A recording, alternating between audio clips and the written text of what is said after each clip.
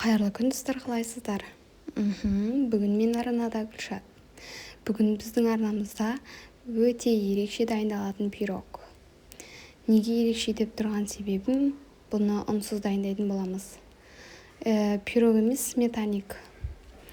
Қазір мен сіздерге бүкіл құрамдарын описание бөліміне жазып кететін боламын. Осылай ең алдымен бізге қаймақ керек болатын болады. 20% немесе 15% қаймақтар бола береді. Мен магазиннің қаймағын істеттім. Содан соң 4 дана жұмыртқамыз керек болады. S1 размердегі жұмыртқамыз. Егер де жұмыртқаларыңыз кішкентай көлемінде болса, орташа көлемдегі 5 жұмыртқаны істетесіздер. Егер де орташа көлемде үлкендеу болса, 4 жұмыртқа жеткілікті болады. Осы екеуін жақсылап бөлек ыдысқа араластырып алатын боламыз. Содан соң көріп тұрғандарыңыздай крахмалымызды салып жақсылап араластырып аламыз. Масса бір қалыпқа келгенше араластырып алатын боламыз. 2 массаны 2 ыдысқа дайындап аламыз. Жұмыртқаның ағын бөлек жерге алып қоямыз. Содан соң осы массамызды жақсылап араластырып аламыз.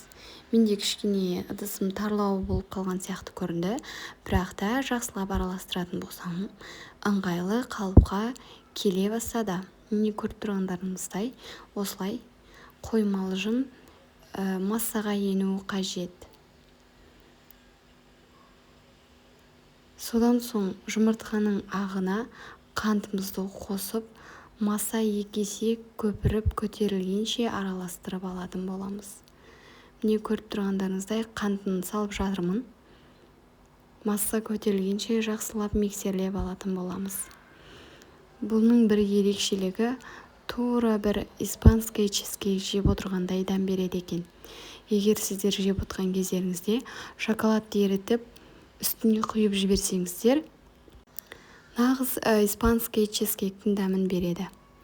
Осылай жасап жеп көріңіздер, сіздерге ұнайды деп сенемін. Және менің арнама тіркеліп қолдап кетіңіздер. Лайк батырмасын басып кетіңіздер. Көңілім көтеріліп қалады. Міне 2 бөліп қантымызды да қосып алдық. Массамыз көпіршіп жатыр, көріп тұрғандарыңыздай. 2 есе ұлғайғанша көлемі осылай миксерлей береміз. Қатты миксердің жылдамдығын қатты қойып миксерлеуге болмайды. Өйткені массамыз іріп кетуі мүмкін. Жақсылап осылай 2 есе массамыз көтерілгенше дайындап аламыз. Сосын 2 массаны біріктіріп алатын боламыз. Бұл жерде де менің арнамда сіздерге қызықты видеолар бар деп сенемін. Менің арнама тіркеліп кетіңіздер. Сіздерге ас болсын. Бұл рецепті көп жерде жасап көрген жоқ деп ойлаймын. Және де мен алғашқылардың болмаса да бір-екінші кісісі боламын деп ойлаймын. Осы рецептпен жасап шыққан кезде мені белгілеп салуды ұмытпаңыздар.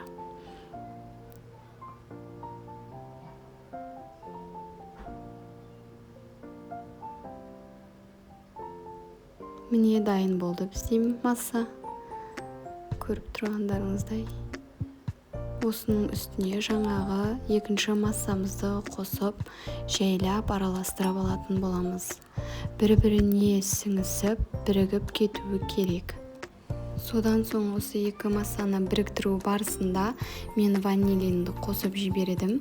Сіздер лимон цедрасын қосып жіберсеңіздер болады, табиғи дәм беріп тұруы үшін. Ванилин 3 грамм болғандықтан мен барлығын қосып жібере салдым.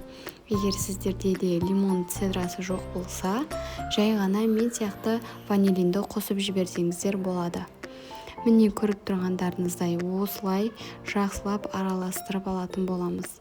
Менде кішкене қатты сияқты көрініп тұрып, бірақ та жай араластырып, қозғап бастарын біріктіріп алыңыздар.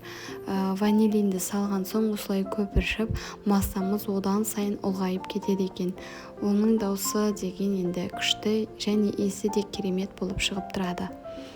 Сіздер де жасап көріңіздер. Массамыз бір қалыпты күйге енген кезде дайын формамызға құйып дайындап алатын боламыз. Мен алдын ала формамды дайындап алдым. Сіздерде үлкен қалыпты болса, сол қалыпқа құйып дайындап алсаңыздар болады. Менде формамның диаметрін 22-ге қойып алдым. Сіздерде солай жасап көрсеңіздер болады.